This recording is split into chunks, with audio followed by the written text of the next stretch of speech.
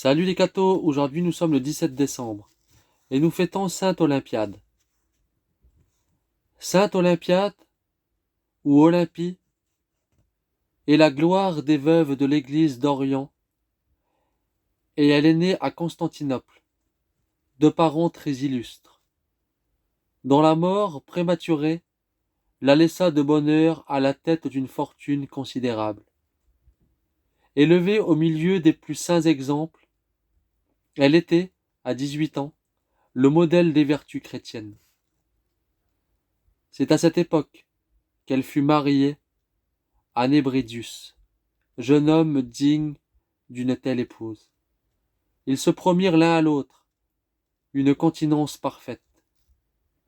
Mais après 20 mois seulement de cette union angélique, Nébridius alla recevoir au ciel la récompense de ses vertus.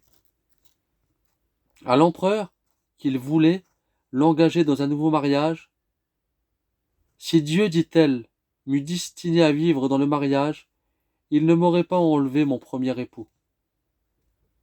L'événement qui a brisé mes liens me montre la voie que la Providence m'a tracée. Depuis la mort de son époux, Olympiade avait rendu sa vie plus austère. Ses jeûnes devinrent rigoureux et continuels. Elle se fit une loi de ne jamais manger de viande.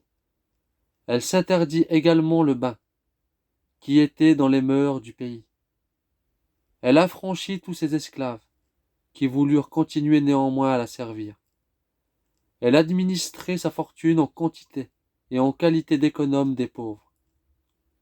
Les villes les plus lointaines, les îles, les déserts, les églises pauvres, ressentaient tour à tour les effets de sa libéralité.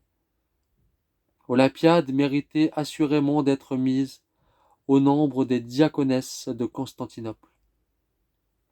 Les diaconesses étaient appelées à aider les prêtres dans l'administration des sacrements et les œuvres de charité.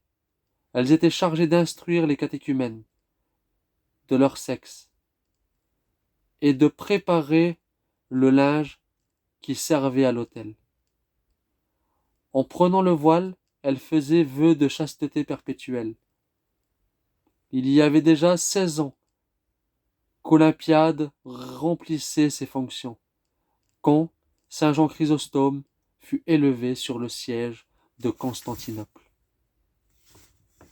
La sainte veuve n'avait pas manqué d'épreuves jusqu'à ce moment.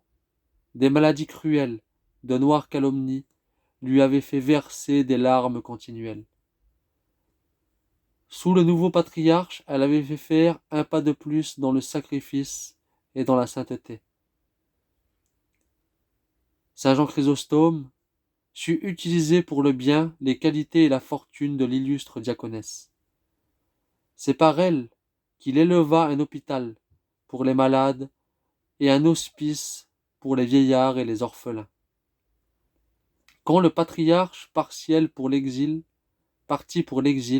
où il devait mourir, Olympiade reçut une de ses dernières bénédictions.